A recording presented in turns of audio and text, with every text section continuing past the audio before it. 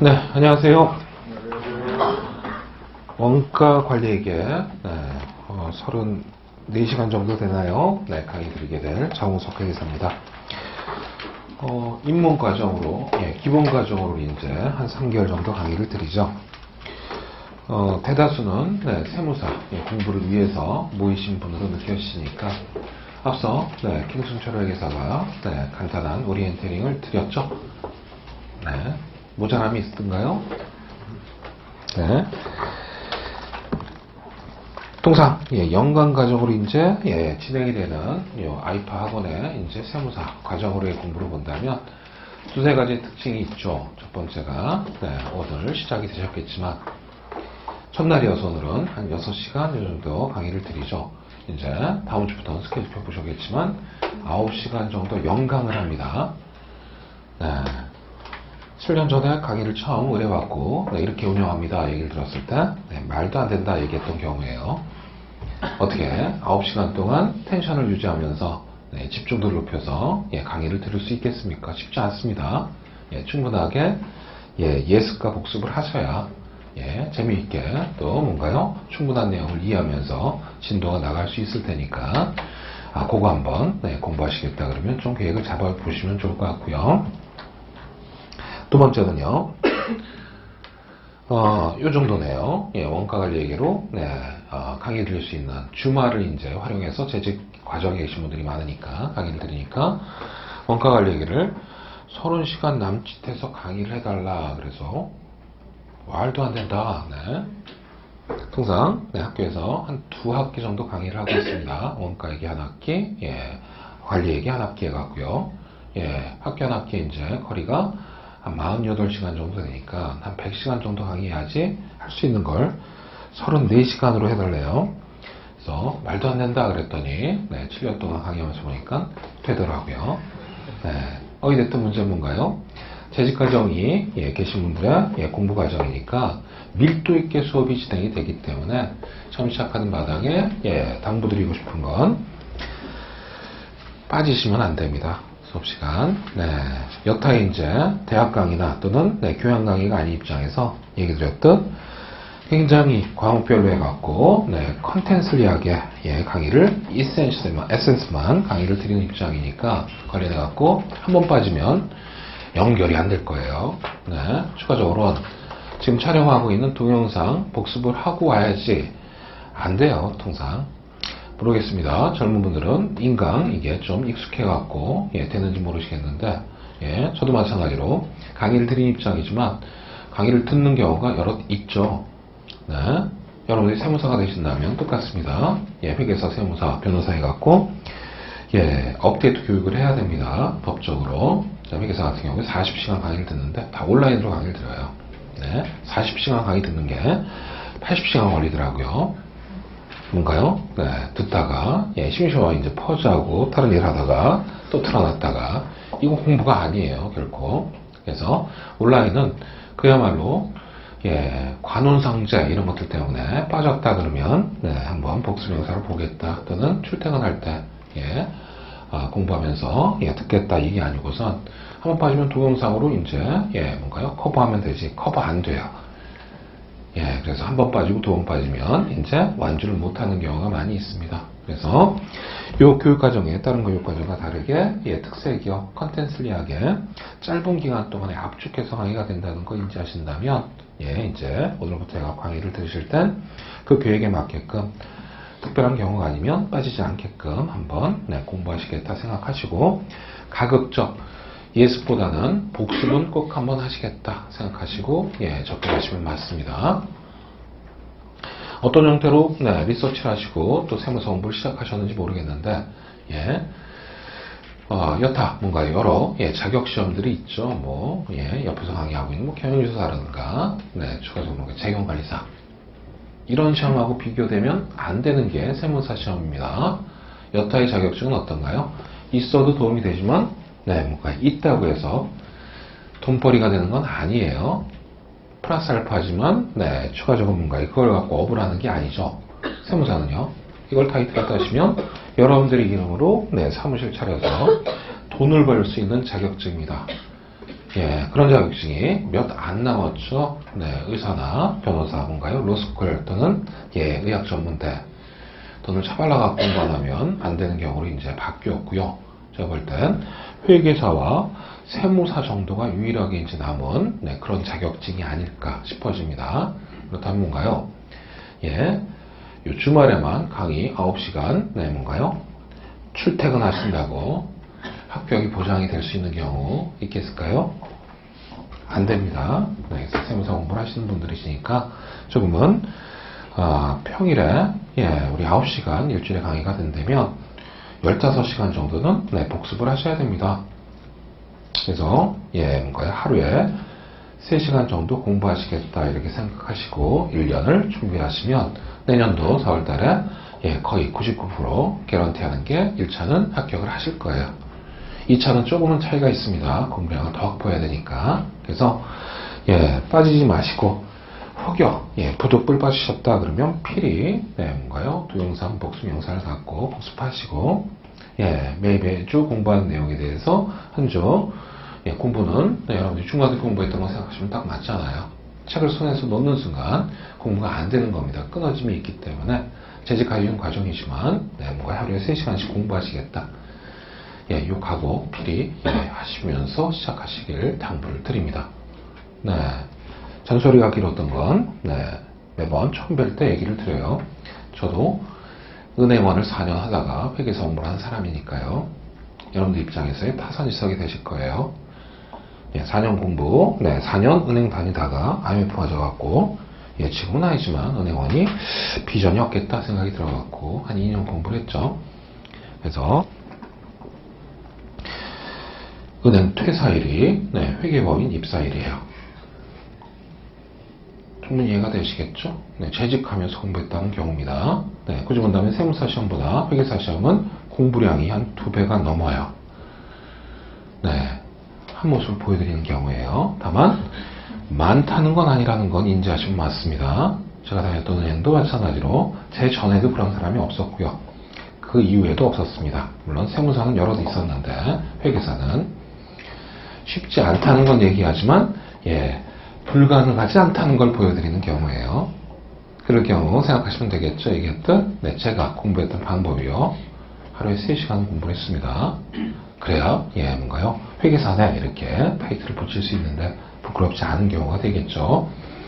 그냥 얻어지는 거 아니라고요. 딱지치기 해갖고 추가해 본다면 하루에 3시간이 가능할까? 여러분들이 계획 잡으실 때 야근도 해야 될 테고 회식도 있는데 회식을 왜 가요? 제가 다녔던 2000년 초반까지만 하더라도 은행 다닐 때 회식 참석 안 하면 얘기해요. 조직에 불만 있냐? 나가고 싶냐? 생각하시면 되죠. 세무사 합격하신 다음에 계속 그 직장 다니실 건가요? 라이센스를 따는 이유잖아요. 에이 더러워 그러면 나가고 사무실 차리세요. 제가 그랬습니다. 과장이나 뭔가요? 차장이 부르더라고요. 저는 자리에서도 책을 봤으니까요.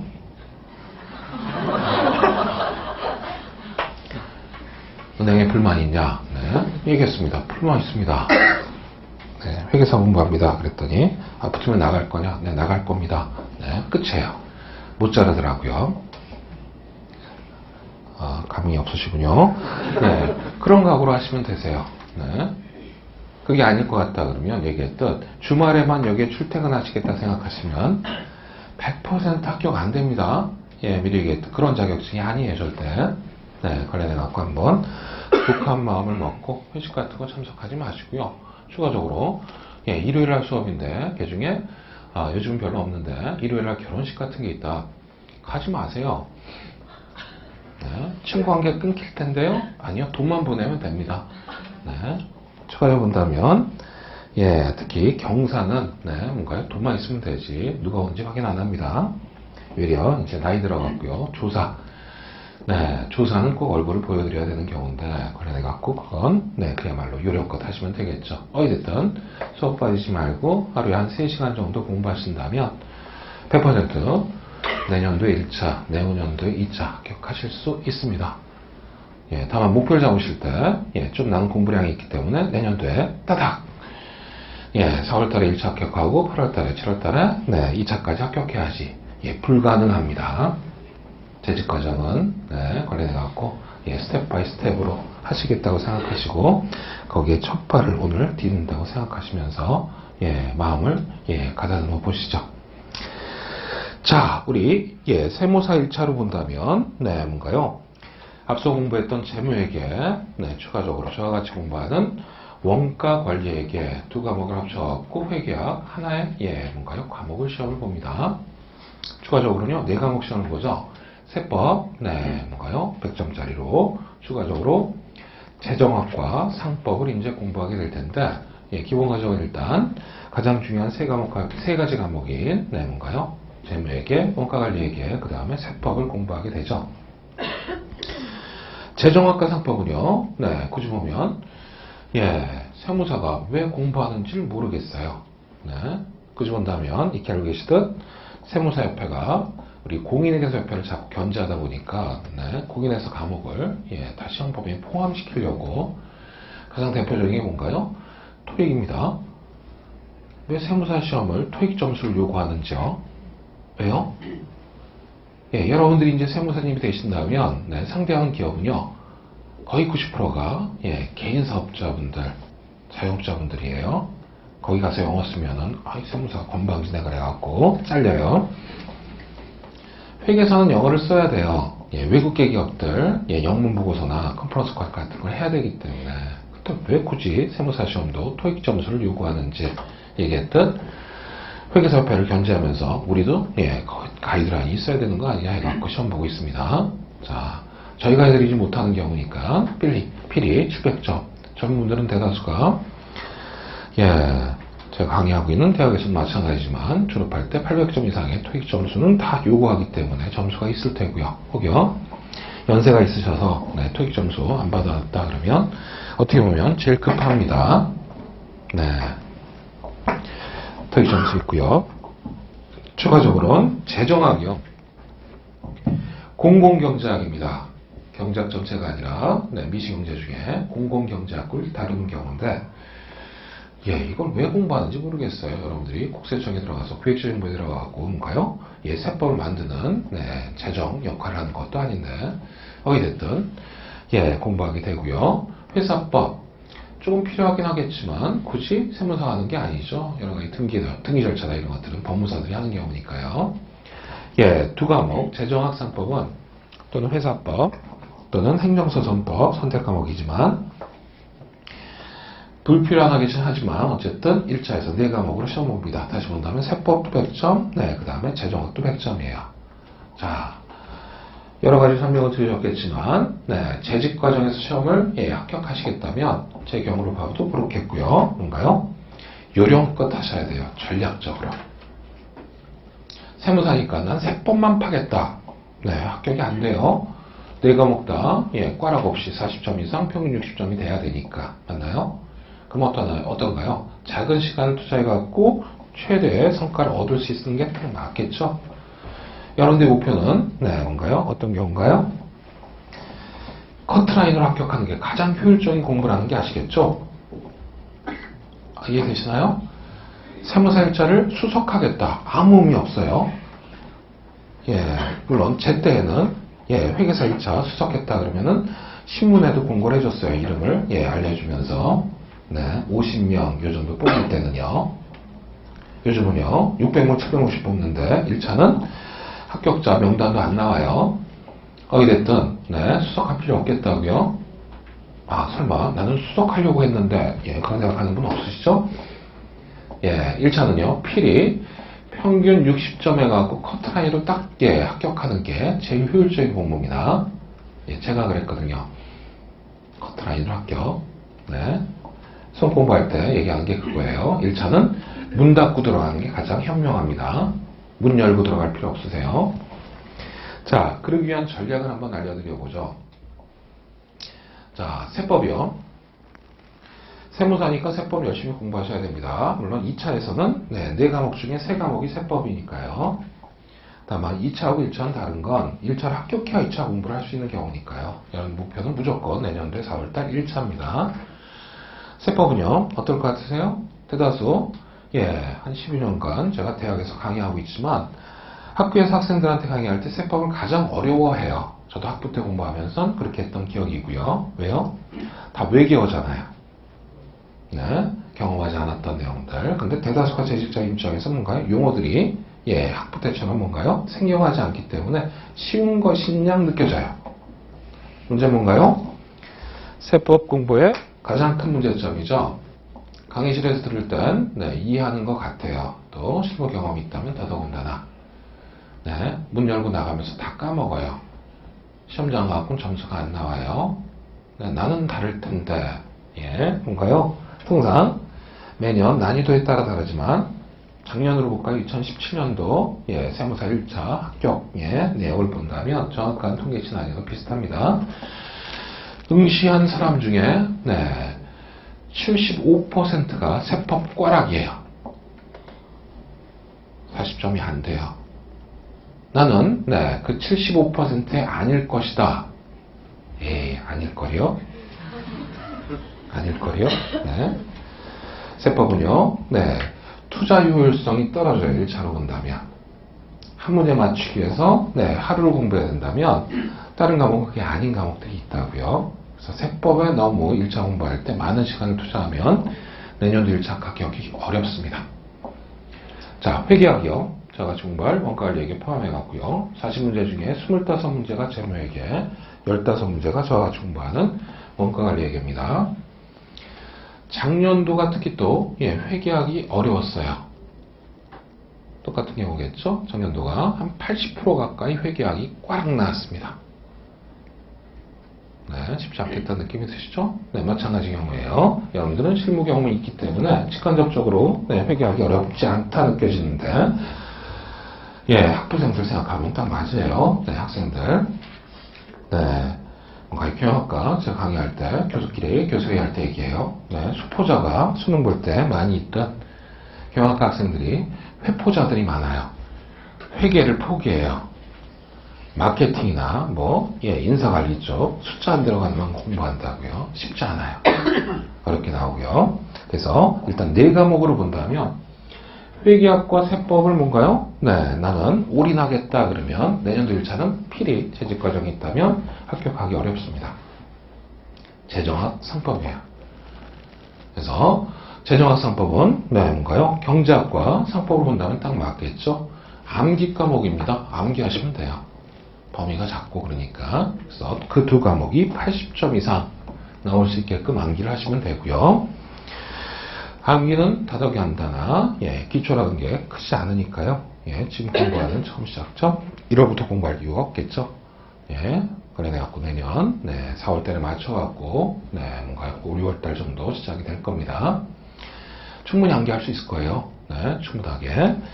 대비해서 이제 생각하시면 되겠죠. 2과목이 80점 이상이라면 회계학 세법은 명과락 4점 이상이 되는 전략으로 접근하시면 가장 효율적인 투자가 될 거예요. 세법은요, 이제 강정철 세무사가 관련한 오리엔테를 주겠고요. 이제 회계학 쪽으로 보죠.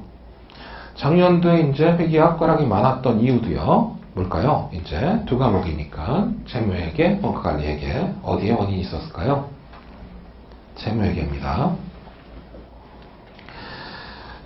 우리가 시험 보는 재무회계는 뭔가요? 대다수 여러분들이 기업에서 적용하는 기업회 기준이 아니죠. 여러분들의 기업들은 대다수가 비상장 기업으로 일반 기업 회준을 적용하고 있을 거고요. 우리 시험은요, 또 이제 세무사가 오버하는 거죠.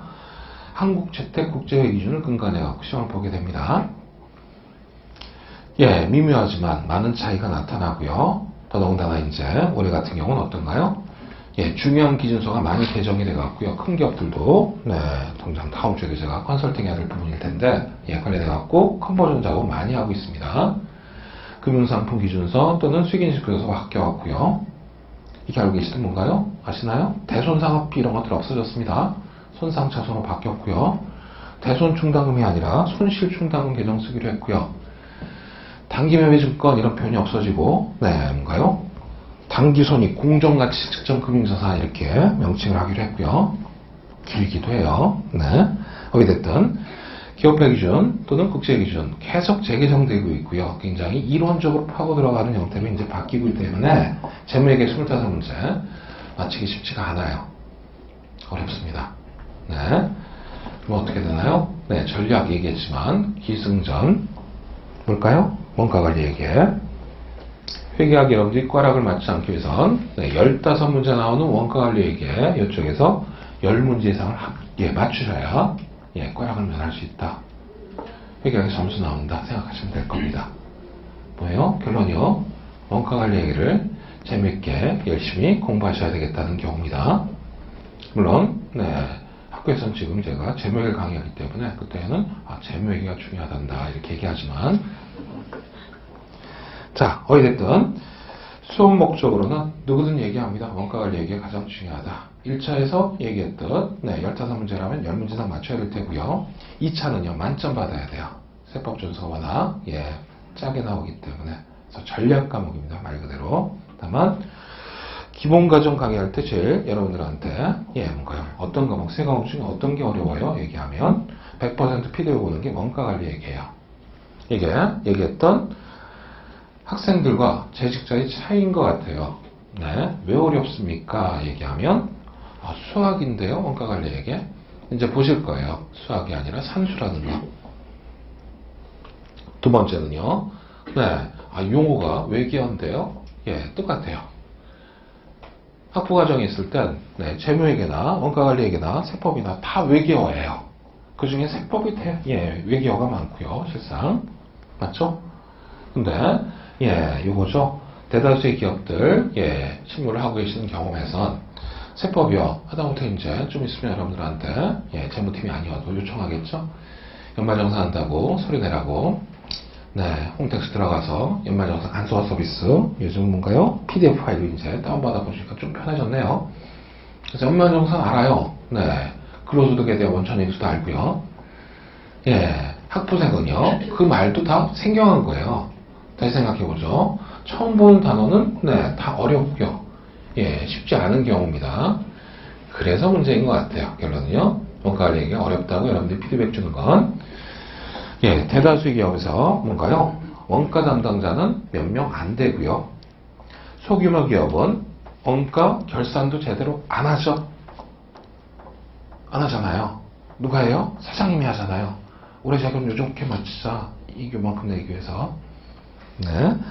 그래서 통상에 이제 실무에서 많이 안 하기 때문에 어렵다는 경우가 일반적이고요. 그게 아닌 경우에선 굉장히 뭔가요? 재무회계나 세법과 다르게 로지컬한 학문이기 때문에 체계만 잘 잡아놓으시면 외려 쉬울 수 있습니다. 그래서 단원적으로 재직자 과정인 여러분들 같은 경우 보신다면 재무회계 세법은 예전에 고등학교 때 그런 식의 표현 많이 썼는데 뭔가요? 웃으면서 들어갔다 울면서 나오는 과목입니다. 한 번씩은 들어보셨기 때문에 이거 아는 내용 같아 갖고 쉽게 접근하셨는데 나중에 보면 점수가 안 나와요. 원가관리에게는 처음 들어갈 때 어려울 거예요. 생경하니까 울면서 들어가는데 웃으면서 나오게 될 겁니다. 그래서 저같이 하신다면 7년 동안 학교에서 강의했던 기간까지 본다면 뭔가 시험 공부한 사람들 저같이 공부해서 원가관리에게 이것 때문에 점수가 안 나와서 떨어졌다는 분들은 없으시니까요. 같이 하시면 충분한 성과가 있을 거로 보여집니다. 자, 제가 드릴 수 있는 오리엔테이션은 여기까지 드리네요. 여기 필요한 부분 있으면 쉬는 시간을 통해 갖고 질문 주시면 답을 드리죠. 자, 우리가 공부하는 뭔가요? 책 한번 보실까요? 동건연tab에서 3권을 받으셨는데 6판입니다. 굳이 본다면 재무회계하고 세법책은 어쩔 수 없이 매년 개정을 할 수밖에 없어요. 개정판이 나올 수밖에 없습니다. 기술서가 변경이 있고 세법이 재개정이 되니까 원가관리 쪽으로는 이론적인 학문이기 때문에 굳이 재개정이 많이 필요하지는 않아요. 근데 트렌드라는 게 있죠. 수험 공부 쪽으로는 특수하게 이쪽 분야를 더 많이 낸다 그러면 그거에 맞게끔 추가 내용 정보를 업데이트해야 되기 때문에 항상 5년에 한 번꼴로 뭔가요 개정판이 나오는데 지금 여러분이 들고 계신 책은 2013년도 초에 나온 책입니다. 그래서 임세회계사가 올해 개정판을 낸다고 하네요. 문제는 우리 강의 중에 3월 달에 개정판이 나올 거예요.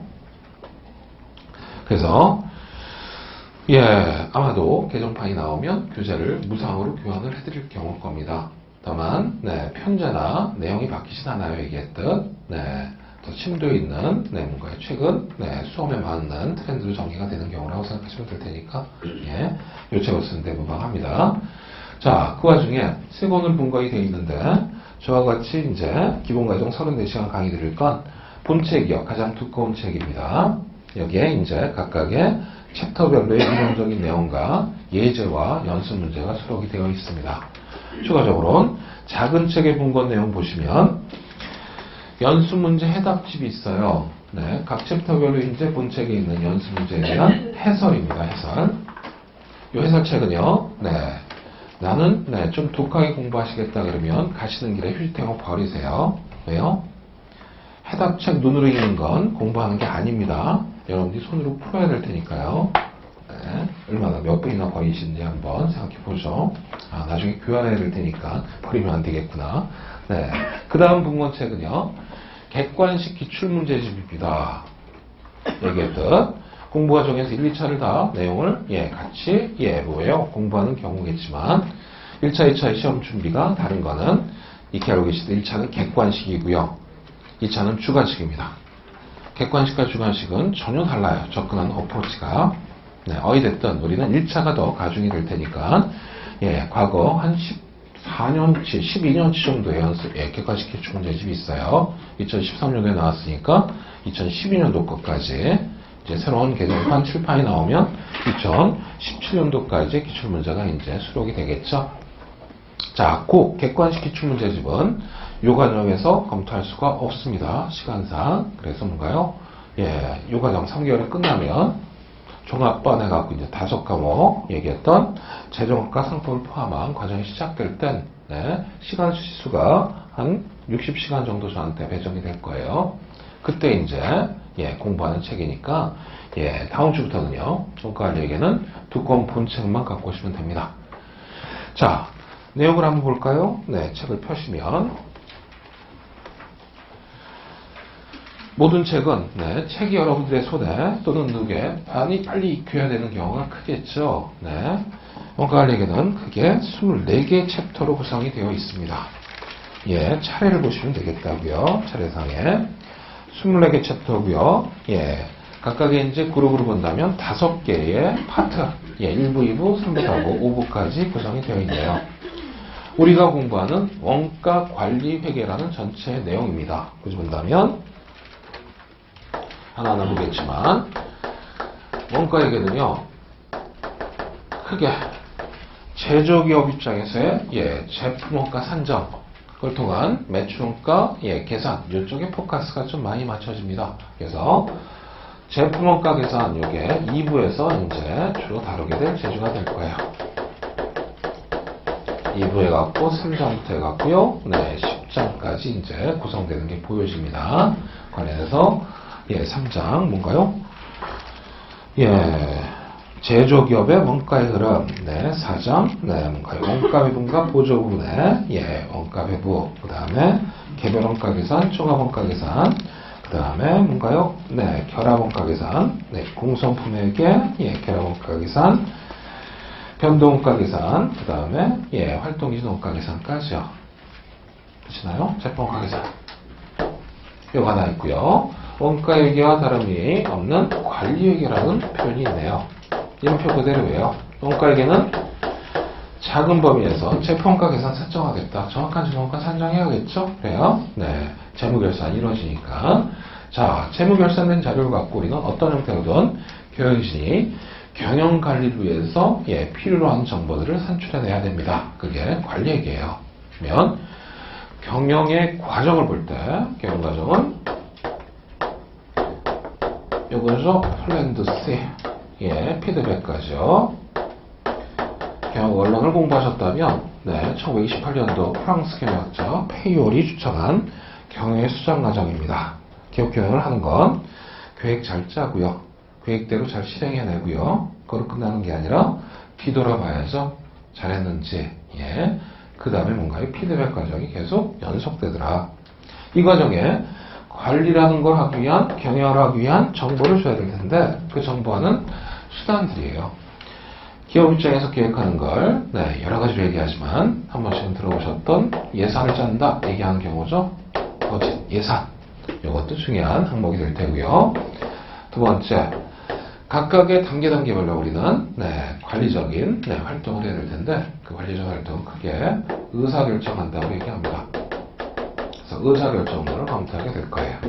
추가적으로는 실행하고 난 다음에 이제 되돌아오는 과정 뭘 한다고 얘기하나요?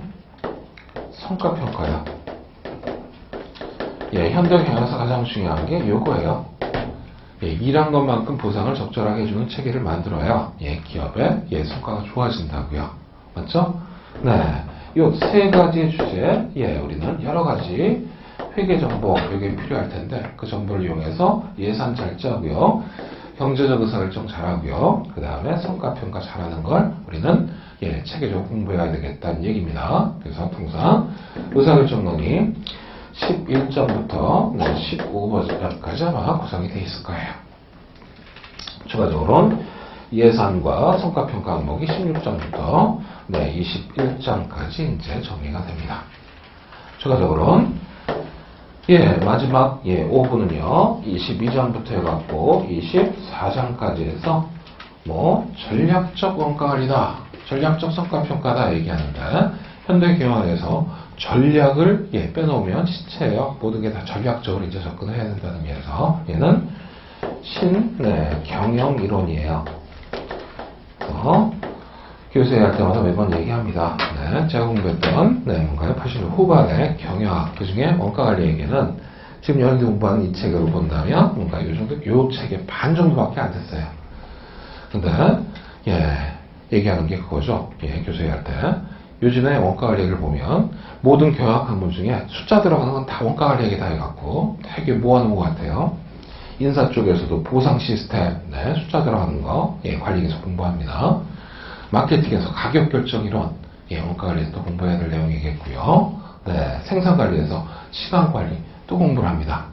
그래서, 업데이트는 많이 안 되지만 주로 오부가 업데이트가 돼요. 이제 바뀌는 칠판은 똑같습니다.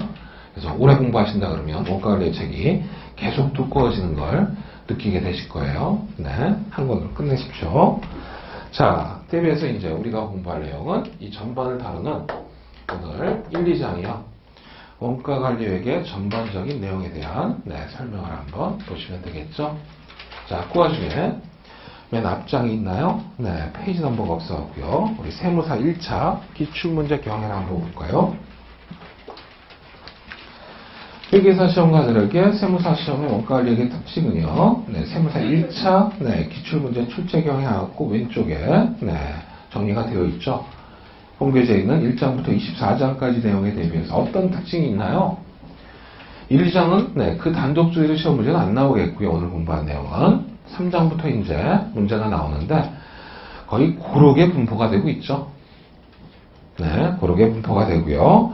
대비해서 좀 눈에 띄는 건 의사결정이 할 수 있는 12장이요. CBP, 원가, 조업도 이익 분석. 그 다음에 13장에 관련 원가 분석. 이쪽이 좀 비중이 높다는 게 딱 느껴지실 거예요. 되시나요? 자, 다만 특정 분야만 공부해갖고는 답이 아니겠다는 거 인지하시라는 얘기예요. 그래서 특히나 원가관리 쪽으로는 한 번 빠지면, 한 챕터가 빠지면 전체가 다 무너져요. 그래서 계속 연속해서 공부하겠다 생각하시고 최근의 경향은 이게 넓게 맞을 것 같아요. 5대 5입니다. 제품원가 계산 5문제, 의사결정론 5문제, 관리회계 성과평가 쪽으로는 5문제. 그래서 예전은 거기에 트렌드 너를 쭉 보시면 느껴지시겠지만 2000년대 중반까지는 이쪽 제품원가 산정 쪽이 한 8문제, 많을 때 9문제도 나왔어요. 근데 최근은 관리회계 파트 쪽으로 많이 비중이 채워지고 있다고 생각하시면 맞을 수 있겠네요. 자, 그래서 공부할 전체적인 목차 한번 봤고요. 3장부터가 기출, 문제, 형태가 되는데, 페이지를 한번 책을 한번 눈에 있게 보셔야 되는 경우니까. 40페이지 한번 열으시면, 3장 제조기업의 원가 흐름 해갖고요. 세무사 시험 책에 맞게끔 3도 인쇄된 경우에 이렇게 색깔을 칠하는 거죠. 거기에 보시면, 출제 경향 해갖고, 세무사 1차, 어떤가요? 2011년도, 11년도 이렇게 해갖고, 표시한 연도가 나오죠. 추가적으로는 각각의 챕터별로 절과 추가적인 세부 소절이 있는데 제조기업의 원가의 흐름이라는 곳에서만 문제가 나오죠. 이쪽을 더 주안해야 되겠다 생각하시면 맞을 수 있겠죠. 그래서 다 똑같지만 절을 나눠서 교재는 42페이지에 원가 흐름이다 해갖고 설명을 하고요. 44페이지에 그 설명받은 내용이 문제 풀이의 과정을 통해 이해를 하셔야 되니까 각각의 예제가 구성되어 있습니다. 관련해서 뭔가요? 각 챕터가 끝나면 61페이지에 연습 문제 해봤고요. 예제 정도 수준에서의 주관식 문제가 있겠다고요. 연습 문제 해설집이 별권책으로 있는 경우니까 되시죠? 그러면 이 교육과정에선 뭔가 시간상 연습 문제까지 풀기는 어렵겠죠. 그래서 나누는 게 뭔가 1장부터 24장 굉장히 허위 진도를 뽑을 거예요. 굳이 본다면 앞서 김수영 회사가 얘기했나요? 채무회계는요 상권 학원으로 나눠갖고 이제 책이 만들어질 텐데 기본 과정에선 상권만 끝낼 겁니다.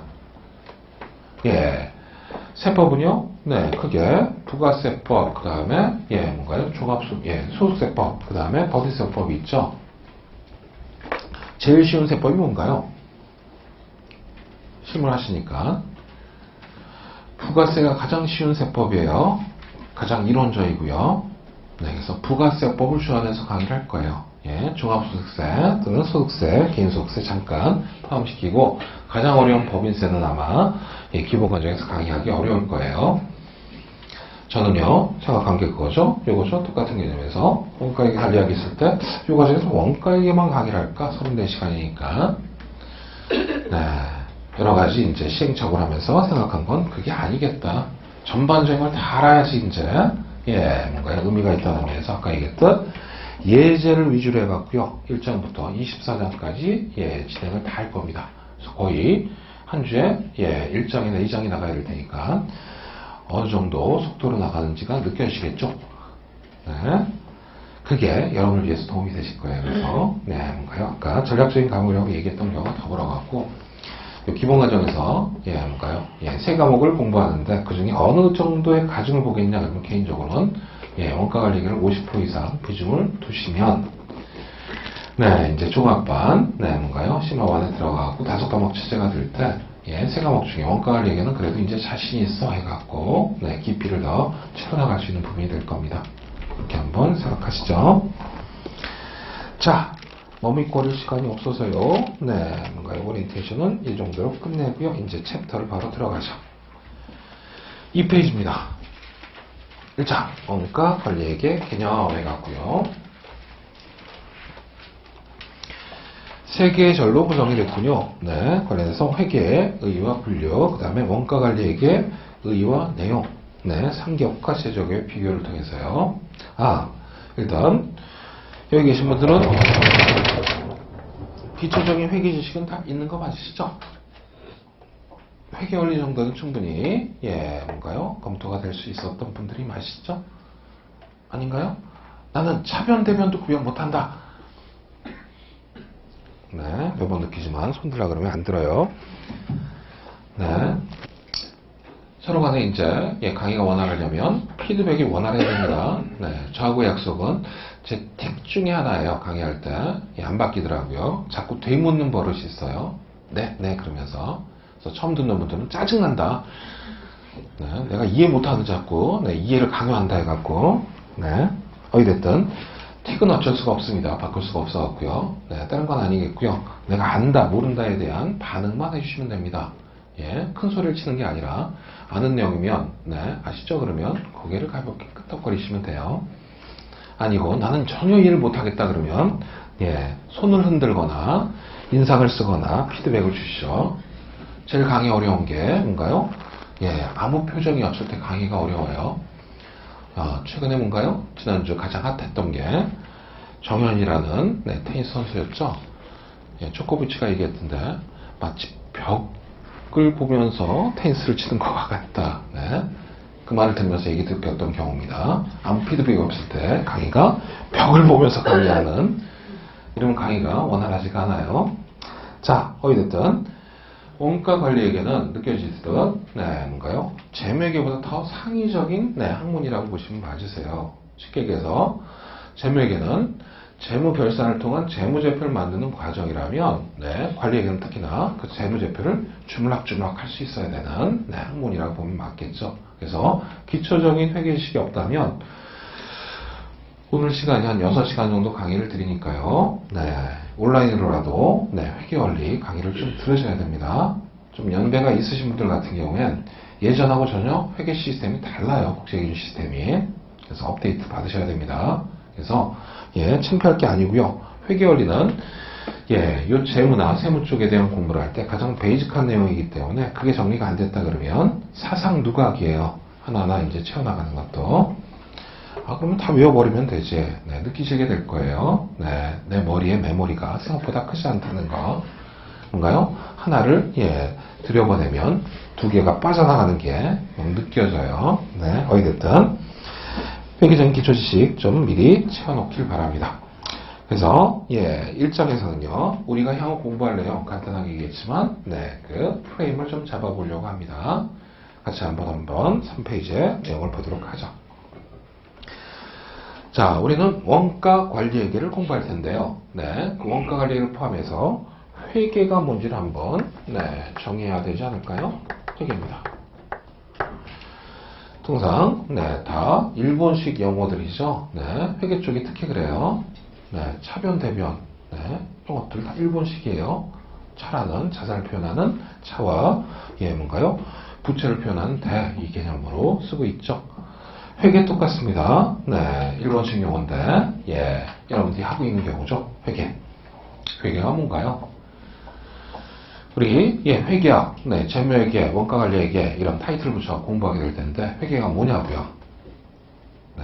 그겁니다. 여러분이 생각하시는 거. 왜 이런 얘기를 할까요? 시험 문제 안 나오니까. 무슨 시험에서 뭔가요? 회계에 대한 정의에 대해서 쓰십시오 이런 내용은 안 나와요. 정의는 체득하다는 표현을 쓰는데 읽어보시고 뭔가요? 그럴 수 있겠어 하면 딱 맞겠죠? 교재 보시면 되겠네요. 정보 이용자가 적절한 판단과 합리적 의사결정을 하는데 유용하도록 기업 실체 경제 정보를 화폐 단위로 측정 기록하고 요약하여 정보 이용자에게 전달하는 과정이다. 자, 처음에 이제 회계학을 접하면서 이런 정의를 보시면 어떤 느낌이 들어요? 그렇게 어려운 말로 표현됐네. 맞아요. 왜 이렇게 했을까요? 일부러요.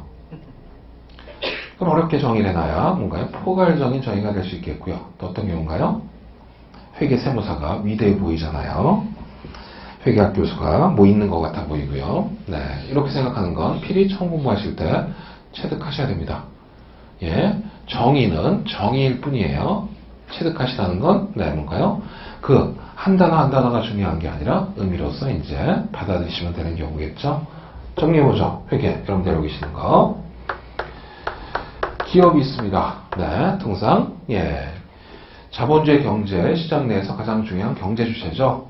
가계나 정부의 관계자 잡고요. 기업이 있을 텐데 기업을 둘러싼 여러 이해관계자가 있어요. 스테이크홀더라고 얘기하는데 대표적으로 뭔가요? 여러분들이 알고 있는 재직하시는 기업 내 가장 중요한 이해관계자 누가 있을까요? 주주 있죠. 왜요? 우리나라는 회사법에서 공부하실 거예요. 이렇게 알고 계시듯 주식회사 형태만을 요청하고 있는 게 아닌데 99%가 주식회사예요. 주식회사의 특징이 뭔가요? 주식을 갖고 있는 주주가 주인이라는 얘기예요.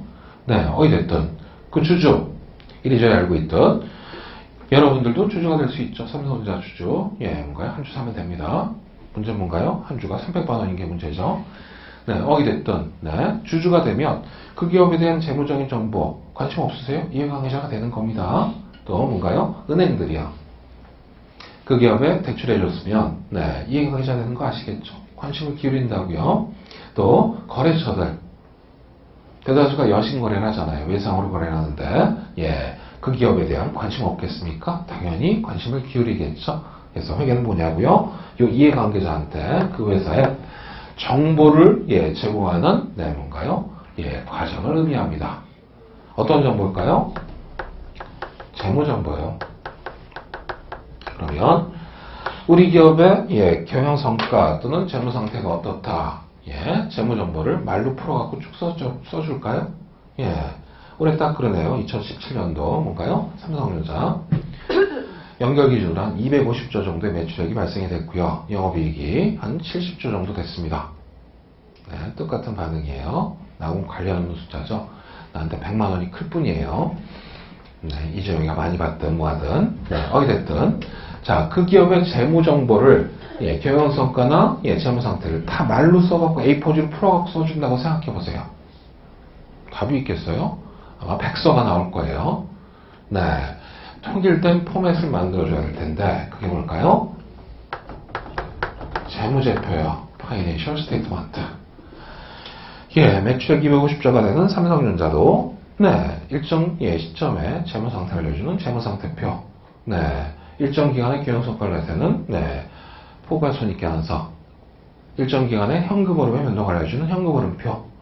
자본의 변동을 나타내는 자본 변동표. 네 가지 필수 재무제표를 만들어 갖고 알려준다고요. 아닌가요?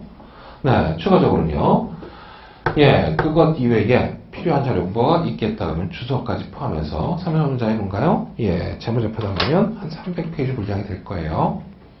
그래서 어쨌든 통일된 포맷을 갖고 알려주겠다고요. 다만 그 포맷을 정의를 해도 각 기업이 제각각 판단을 해갖고 예, 재무제표 만들어 제끼면 네, 그 기업이 어떻다 판단하기 어렵겠죠. 그래서 뭘 만들어냈습니까? 네, 원칙을 만들어냈죠. 네, Generally Accepted Accounting Principle 해갖고 그대로 직역했습니다. 일반적으로 인정된 회계원칙에 따라갖고 재무제표를 만들어라. 이게 한국 내에선 코스닥 상장 기업이 적용하는 또 금융기관들 한국재택국제회계 기준이 있고요. 대다수 여러분들 기업이 적용하시는 일반기업 회계 기준이 있고요. 박근혜 아줌마가 이상하게 만든 중소기업 회계처리 기준도 있고요. 제각각이에요. 되시나요? 자, 요거네요. 요걸 통해서 굉장히 통일된 정보를 네, 불특정 다수인 외부의 이해관계자한테 정보하는 네, 회계. 얘를 여러분들이 공부하는 재무회계로 이제 분류하기로 했습니다. 90원다면 네, 회계는 어떤 형태로든 양식이 이렇게 되든 네, 뭔가요? 이해관계자한테 정보를 주는 건데 재무정보를 주로 재무제표를 기준에 따라 만들어서 외부에 있는 주주나 채권자한테 정보를 주겠다. 이게 재무회계라고요. 그래서 예, 승철이랑 같이 여러분들이 더 많은 시간을 공부할 거예요. 각각의 계정별 회계 처리를 검토해갖고 최종 재무제표를 어떻게 만드는지 과정을 공부하는 경우입니다. 되시나요? 네. 대비해서 뭔가요? 그 이해관계자가 내부에 있다. 가장 대표적인 내부 정보용자 경영진입니다. 무엇보다도 이 기업에 대한 재무정보에 대한 속속들이 내용들을 검토해야 될 사람 관리자잖아요. 경영진. 그네들은요. 외부에 알려주는 재무제표. 예, 이정희가 지금 국립대학 가 있지만 네, 열심히 보고받을 거예요. 아, 국립대학을 모르세요? 네, 공짜학 주고요. 네, 국립이잖아요. 예, 슬기롭게 생활하고 있을 거예요. 네, 어찌됐든 네, 국립대학 가 있지만 결산 나온 거 보고받을 거예요. 당연한 거 아닌가요? 부회장인데 네, 재무제표 내용들 충분히 알고요. 그것 이상의 전략팀에서 정보를 예, 주겠죠? 되시나요? 경영관리를 위한 정보를 준다고요. 이게 우리가 공부하는 관리회계입니다. 좀 고민이 되시죠? 그래서 이건 시험 문제 안 나와요. 회계가 뭐다? 취득되셨잖아요. 간단하게. 회계는 이렇게 분류할 수 있다. 학문적인 분류입니다. 추가적으로 교수분들이 학교에서 강의하기 편하기 위해서 과정을 편지했어요. 자, 그렇다면 아까 얘기했던 네, 회계의 분류는요. 이렇게 다이어그램이 만들어지지 않을까요? 네, 재무제표 결산에 국한하는 재무회계가 있다면 관리회계는 플러스 알파가 있는 뭔가요? 네, 재무회계를 포함하는 공부 내용이 돼요. 이 중에 우리는 원가회계가 있네요. 원가회계는 뭔가요? 이 정도의 포지션이 돼요. 자, 단원적으로 얘기합니다. 지금 현재 바뀐 시스템이에요. 예, 국제기준이 워낙 복잡하게 바뀌었기 때문에 학교에서 강의하는 입장에서 경영학과 또는 회계학과에서 재무회계를 강의하는 거 몇 학기 강의하는 줄 아시나요? 6학기 강의합니다. 회계원리 한 학기 강의하고요. 중급 회계를 3학기 이상 강의해야 돼요. 3학기. 네, 추가적으로 뭔가요? 고급 회계를 한 학기 정도 하고 연수까지 하게 되면 3년 동안 강의한다고요. 네, 예전하고 달라요. 우리 때도 그렇지만 어찌됐든 재무회계를 열심히 공부하는데요. 연결까지 고급 회계까지 얘기를 해요. 재무회계만 딱 하고 이제 기업체에 가서 결산하겠다 그러면 결산을 못해요. 왜 그런가요? 재무회계는 굳이 본다면 재무회계를 3년 동안 공부하고 결산해갖고 만들어내는 재무제표는 이마트 재무제표밖에 못 만들어요. 재무회계 가져가는 거 상기업이요. 상품을 사다 파는 기업의 재무제표 만드는 과정을 설명을 해요. 특히 재고자료 쪽에선 상품 쪽만. 되시나요? 근데 상품 취급 기업보다 제조하는 기업이 더 복잡할 수 있고 뭔가요? 정확해야 되는 느낌이 좀 들 거예요. 제품과 산정 포함해갖고. 그래서 결국 요겁니다. 재무회계적인 재무결산을 위한 제조기업의 제품원가 산정 또는 매출원가 산정 요거를 위해서 일정 부분 원가회계가 필요해요. 추가적으로요. 관리적인 측면 아까 크게 의사결정 문제였고 추가적으로 뭔가요? 성과평가의 문제죠. 자, 의사결정이라는 용어도 한번 생각해보죠. 의사결정이 뭔가요? 우리 기업의 경영은 의사결정의 연속이라고 얘기하고요. 우리 개인의 삶도 의사결정의 연속이에요. 의사결정의 또 다른 뭔가요? 표현이 대안선택입니다. 우리는 매번 여러가지 뭐예요? 갈래길이 있죠? 선택할 수 있는 대안이 있는데 그 중에 최선의 대안을 선택해내는 과정을 만들어내야 성과가 좋아지는 거 아닙니까? 의사결정이 뭔가요? 대안선택이에요. 말씀드렸듯 여러분들도 의사결정해갖고 지금 이 자리에 앉아있는 거 맞죠? 네. 가족과 행복한 시간을 포기하고요. 지금 이 시간에 뭔가요? 불편해요 자리도. 추가해 본다면 쾌적하지 않은 환경에서 미래를 위해서 투자하겠다.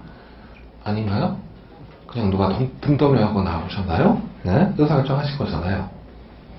의사결정을 잘 해나가다 보면 디시전 트리를 통해 갖고 최종의 뭔가 고를 달성할 수 있을 거예요. 자, 의사결정이 될 텐데 개인적인 의사결정은 포맷을 만들기가 어려워요. 왜 그럴까요? 각각이 생각하는 목표가 제각각이니까요. 나는 돈을 벌겠다 이런 사람도 있겠고 그게 아닌 뭔가요?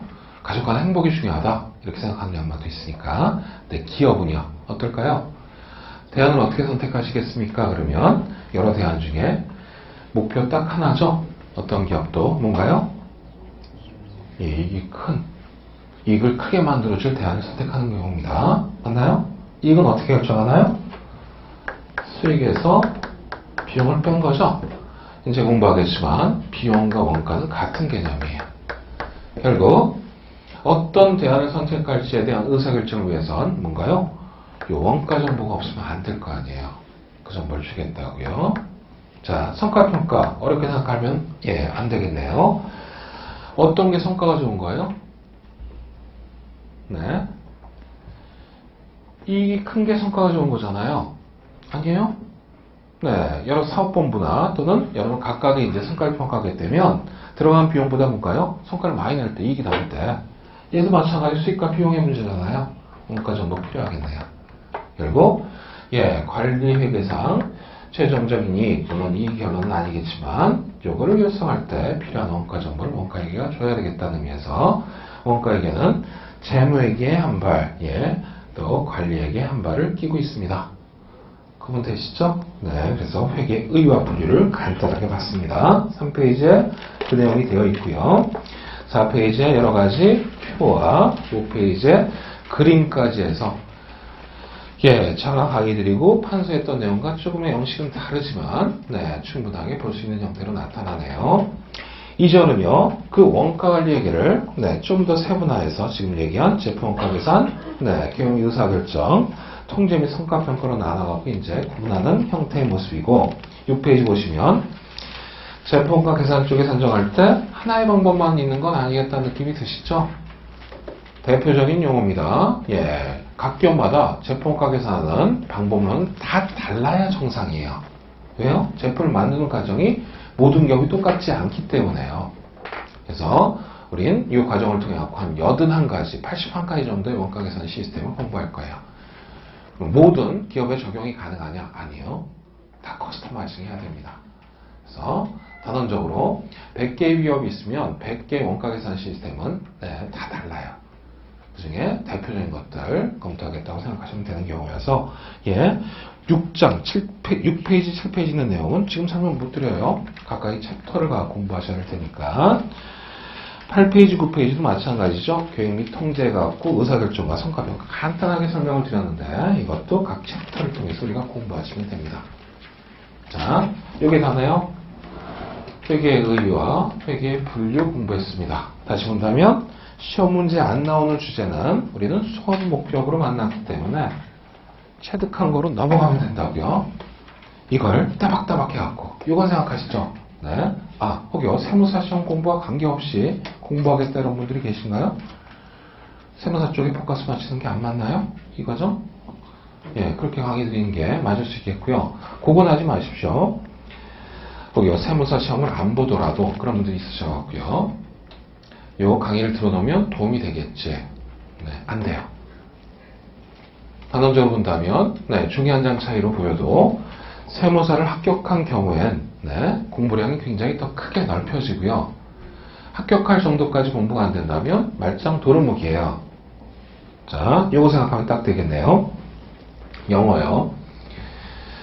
예, 토익 700점, 네, 커트라인이 이제 응시 자격으로 되어 있는데, 예, 저는 좀 안 맞다고 생각하는 경우가, 영어는 커트라인 한 900점, 토익으로 본다면 못 넣는 게 맞습니다. 무슨 얘기예요? 700점까지는, 네, 이게, 예, 각기도죠? 아는 것도 아니고, 모르는 것도 아니에요. 굳이 본다면 편차학과에 시험 볼 때마다 500점도 안 나오기도 하고, 뭔가요? 720점도 나와요. 본인 실력이 아니라는 얘기예요. 맞나요? 근데 토익 900점을 넘는 점수, 예, 그때가 되면 뭐예요? 점수에 편차가 없어요. 본인 실력이에요. 아닌가요? 괜한 얘기 하나요? 그게 세무사 합격이라고 생각하시면 돼요. 그 전 단계까지 갔다가 이렇게 이제, 예, 골을 못 넣게 되면 공부한 게 아니에요. 그래서 지금 감사 시즌이니까, 예, 뭔가요? 경험하는 경우죠. 제일 감사하기 힘든 클라이언트가, 거래처가, 재무팀장이 회계사 시험 보다가 떨어져 갖고 온 놈. 이놈이 이제 뭔가 얘기하는 거죠. 예, 술 먹으면서 아이씨 내가 조금 더 공부할 수 있었으면 네, 갑과을이 바뀔 수 있을 텐데 아니에요. 절대 실력으로 따져보면 예, 젊은 회계사가 그 10년, 20년 된 재무팀장보다 더 능력이 커요. 절대 예, 뭔가 한 문제 차이로 떨어지고 한 문제 때문에 떨어졌다, 예, 합격했다는 개념이 아닙니다. 그래서 혹여 업무에 도움되기 위해서 이 과정을 공부하시겠다는 재직자분이 계시다면 네, 업무에 도움 위해서도 내년도 예, 세무사일자 합격하시겠다 공부하셔야 공부량이 넓혀져요. 네, 그렇게 한번 생각하시죠. 자, 그래서 시험에 안 나오는 건 체득하시면 되고요. 나온 건 더 집중적으로 강의를 드리겠습니다. 오리엔테링 때문에 좀 늘어졌고요. 네, 뭔가요? 요병우죠. 대다수 네, 회계학은 학교 생활할 땐 끊김이 많기 때문에 한 2시간 연강 때려요. 그냥 쉬는 시간 없이. 네. 7년 전에 처음 강의할 때 그렇게 해왔더니 이 모습이더라고요. 굉장히 심리적 불안감이 저한테 느껴져요. 왜 안 쉬지 저 인간이. 네. 이게 딱 그거죠. 네. 애들 키워보세요. 초등학교 저학년 1, 2학년 30분 수업해요. 네. 3, 4학년 되면 40분 수업하고요. 다 까먹으셨나요? 네. 9학년 되면 60분 수업하죠. 이유가 뭐예요? 집중할 수 있는 시간이 이렇게 짧으니까 애들이어서. 그래서 가장 예, 집중도가 큰 게 대학생일 때 경우 같아요. 대학교일 때 얘기할 때 2시간 연강해도 쌩쌩해요. 네, 여러분들은 더 이상 네, 그 집중도가 아닌 거예요. 50분 넘어가면 불안해 갖고요. 그래서 가급적 50번 안 넘길 겁니다. 네, 저 시간 오리엔테이션 때문에 좀 늦어졌네요. 예, 10분 쉬었다가 두 번째 시간에 추가 설명을 드리죠. 쉬었다 하시죠.